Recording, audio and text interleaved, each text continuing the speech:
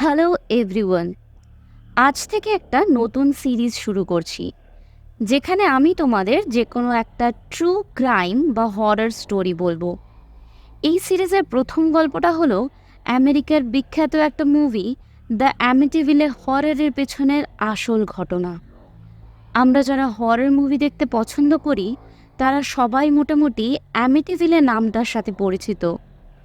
আমেরিকার নিউ ইয়র্কের long island শহরতলিতে একটা এমন বাড়ি আছে যার ভিতরে ঘটা অলৌকিক ঘটনা নিয়ে 1977-এ অথর জে অ্যানসন একটা বই লেখেন, যার নামও ছিল দ্য অ্যামিটিভিলে হরর, এবং 1979 থেকেই এর উপরে অনেকবার সিনেমা রিলিজ করা হয়। তবে আজকে আমরা কোনো মুভির নয়, বরং সত্যি ঘটনাটা জানব। আর কমেন্টে তোমরা আমাকে জানাবে ব্যাপারটা সত্যি অলৌকিক না পুরোটাই ভুয়ো। গল্প শুরু হয় 1975-এর ডিসেম্বরে, যখন লর্ডস ফ্যামিলি এই অ্যামিটিভিলেতে একটা বাড়ি কেনে। এই বাড়িতে 5টা বেডরুম ছিল এবং আশেপাশেও বেশ খোলামেলা জায়গা ছিল।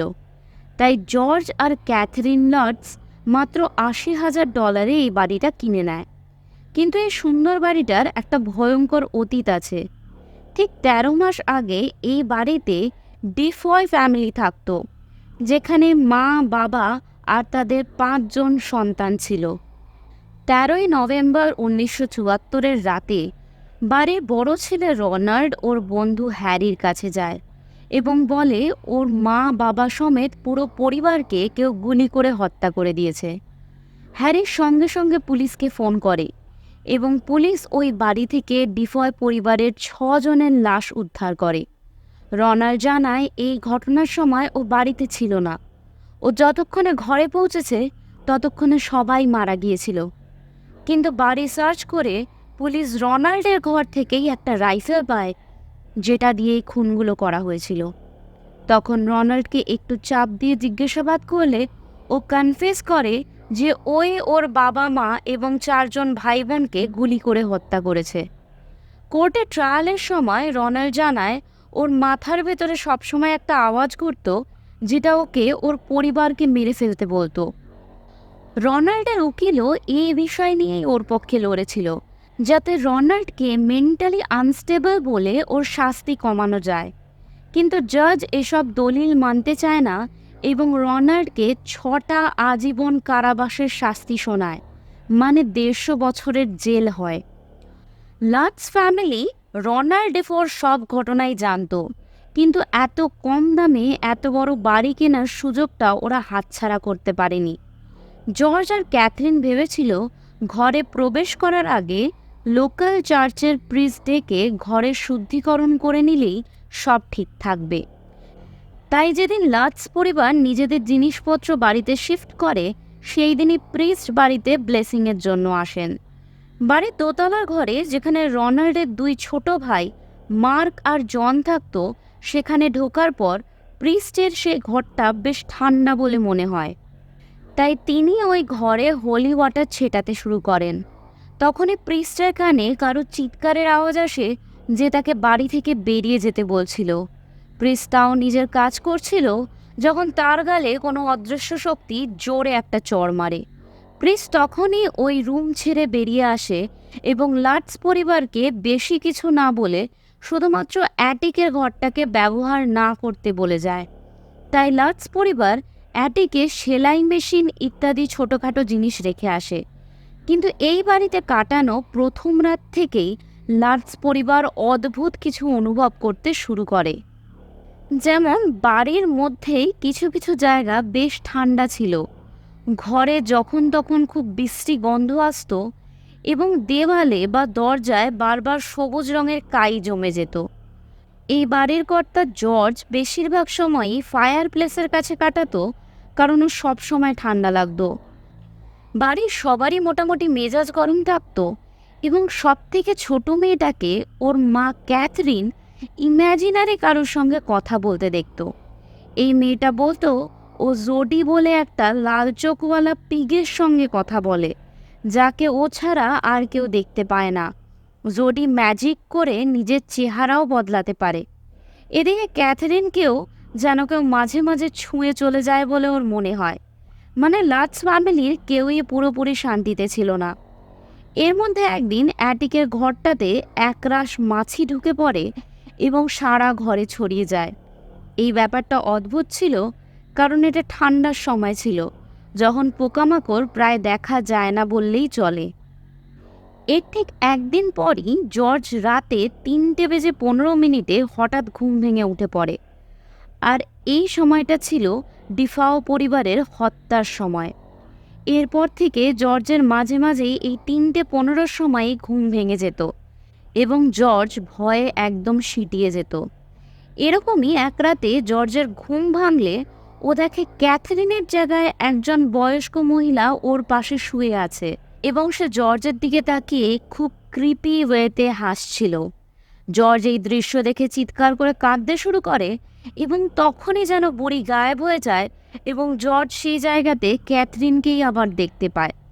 এই ঘটনার পরের রাতেই ক্যাথরিন এবং ওর দুজন বাচ্চার মনে হয় ওরা বেডের থেকে অনেকটা উপরে হাওয়ার মধ্যে ভেসে আছে। তাই ওরা সাথে সাথেই ক্যাথলিক প্রিস্টকে ফোন করে ডাকার চেষ্টা করে, কিন্তু কোনো মতেই ফোন কানেক্ট হয় না। সেই মুহূর্তেই জর্জ নিজেই হাতে ক্রস নিয়ে হোলি প্রেয়ার উচ্চারণ করা শুরু করে।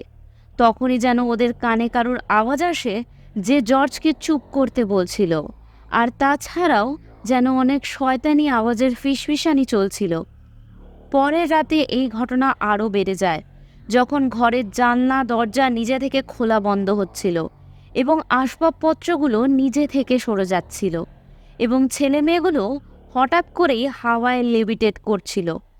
লাটস পরিবারের সহ্যের সীমা সেই রাতেই শেষ হয়ে যায় এবং ওরা 5 জন কোনো মতে সেই বাড়ি ছেড়ে ক্যাথরিনের মায়ের বাড়ি চলে যায়। এরপর এই ঘটনার গল্প আগুনের মতো চারপাশে ছড়িয়ে পড়ে এবং কয়েকদিনের মধ্যেই সেটা এড আর লরেন ওয়ারেনের কানে পৌঁছায়। এড আর লরেনকে চেনে না এমন মানুষ আজ কমই আছে। এরা আমেরিকার বিখ্যাত প্যারানর্মাল অ্যাক্টিভিটি এক্সপার্ট কাপল, যারা অ্যামিটিভিলের ঘটনা শোনা মাত্রই আসল ব্যাপারটা কী সেটা জানতে ওই দিকে বেরিয়ে পড়ে। লরেন আর এড ছাড়াও বিভিন্ন কাগজের রিপোর্টার এবং সাইকিয়াট্রিস্টরা একজোট হয়ে একটা টিম গঠন করে এবং লাটস ফ্যামিলিকেও ডাকা হয়। কিন্তু লাটসরা পরিষ্কার জানিয়ে দেয় ওরা ওই বাড়ির ভিতর আর ঢুকবে না। তাই এড আর লরেন ওই বাড়িতে ঢুকে ওদের রিসার্চ শুরু করে দেয়। তখনই যেন এডকে কেউ ধাক্কা মেরে সিঁড়ি থেকে নিচে ফেলে দেয় এবং ওরা সবাই সাবধান হয়ে যায় এই বাড়িতে থাকা অলৌকিক শক্তির থেকে। লরেন নিজের ভিশনে অনেকগুলো ডেমনিক পজিশন এবং পুরো ডিফেও ফ্যামিলির লাশগুলোকে সাদা কাপড়ে মোড়া অবস্থায় বাড়ির বিভিন্ন ঘরে বিভিন্ন বিছানায় দেখতে পায় এবং এই বাড়িতে থাকা সমস্ত অশরীরী আত্মাদের অনুভব করে। ওদের সাথে যে রিসার্চ টিম এসেছিল তারা সারা বাড়ি ঘুরে ছবি তুলছিল, যার মধ্যে একটাতে একটা বাচ্চা ছেলেকে সিঁড়িতে দাঁড়িয়ে থাকতে দেখা যায়। রিসার্চ আরও একটু এগিয়ে নিয়ে গিয়ে এই বাড়ির ইতিহাস খুঁজে লরেন এবং এড দেখে 1924-এ ডাচ কলোনিয়াল ঘর তৈরির আগে এই জায়গায় একটা কটেজ ছিল, যেখানে জন নামক এক ব্যক্তি বাস করত যে কালো জাদু করত। জন মারা যাওয়ার পর তার শরীরকে এখানেই কবর দেওয়া হয়েছিল এবং তারও আগে এই জায়গাতে ট্রাইবালরা থাকতো, যারা এখানে মারণ রোগে আক্রান্ত ব্যক্তিদের বা কোনো পাগল ব্যক্তিকে আটকে রাখত, যারা মারা গেলে এখানেই কবর দেওয়া হতো। তাই অ্যামিটিভিলের এই কালো ইতিহাস এই বাড়িকে সত্যি হন্টেড করে তুলেছে। লাটস ফ্যামিলি পরে এই বাড়িটাকে আরও কম দামে বিক্রি করে ক্যালিফোর্নিয়ায় শিফট করে যায় এবং 1979-তে এই বাড়িটা জিম আর বারবারা নামক এক কাপল কেনেন, যারা কোনোদিনও কোনো কিছু অলৌকিক এই বাড়ির ভিতর অনুভব করেননি। ওরা অনেকবার এই বাড়ি থেকে নিজেদের ছবি তুলে পাবলিশ করে বলেছে লাটসরা মিথ্যে কথা বলেছিল। যদিও পরে জর্জ এবং ক্যাথরিন নিজেদের সত্যি প্রমাণ করার জন্য লাই ডিটেক্টর টেস্ট করে এবং সেখানে ওরা পাশ করে যায়। মানে লাটসরা মিথ্যে কথা বলছিল না, কিন্তু এটা কি করে সম্ভব যে একই বাড়িতে থেকে একটা পরিবার এত ঝামেলার সম্মুখীন হয় এবং আরেকটি পরিবার কোনো কিছু বুঝতেই পারে না। এই রহস্য ভেদের জন্য লাটস ফ্যামিলির সবার কিছু বয়ান নেওয়া হয়, যেখানে জর্জ লাটসের বড় ছেলে ড্যানি জানায় ওদের সাথে যে প্যারানর্মাল ঘটনাগুলো ঘটেছে তার সঙ্গে ডিফয় পরিবারের খুনের কোনো যোগাযোগ নেই। ড্যানির বক্তব্য অনুযায়ী ওর বাবা জর্জের দোষে ওদের এভাবে ভুগতে হয়েছিল, কারণ জর্জ বিভিন্ন সময়েই কালো জাদু করার চেষ্টা করেছে। ও এই বাড়িতে এসেও আত্মাদের ডাকার চেষ্টা করে, কারণ ও জানতো এই বাড়ির ইতিহাস কী। তাই এবার জর্জ এই আত্মাদের ডাকতে সফল হয়, কিন্তু তাদের ফেরত পাঠাতে জর্জ জানতো না। ড্যানির কথায় ওর ভাইও সম্মতি প্রকাশ করেছিল এবং এটাও বলেছিল যে ওদের বাবা অ্যাবিউজিভ ছিল, কারণ যে কোনো ছোটোখাটো কারণে জর্জ বাচ্চাদের গায়ে হাত তুলত।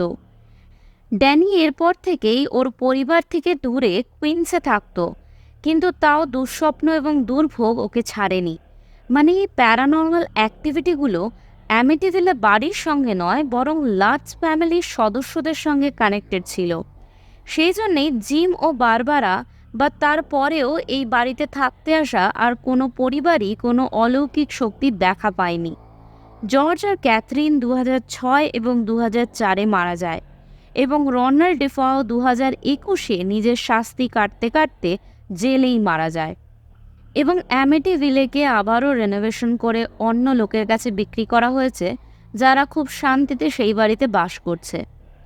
তাহলে এবার তোমরা বলো কোনটা সত্যি? অ্যামিটিভিলে সত্যিই কি হন্টেড ছিল, নইলে রনাল্ড নিজের পুরো ডিফিও পরিবারকে কেন মারলো? লাটসরাই বা প্যারানর্মাল অ্যাক্টিভিটির দাবি কেন করলো? লরেন আর এডও আত্মার উপস্থিতি অনুভব করেছে, অথচ তারপরে 4টে পরিবার ওই বাড়িতে কিছুই ফিল করেনি। যাই হোক, এবার তোমাদের থিওরির জন্য কমেন্ট বক্স খোলা রইল। ভিডিও ভালো লাগলে লাইক এবং সাবস্ক্রাইব করে দিও। ভালো থেকো। খুব তাড়াতাড়ি আমি আবার কোনো নতুন সত্যি গল্প নিয়ে আসব। আজ তবে এটুকুই। Thanks for watching.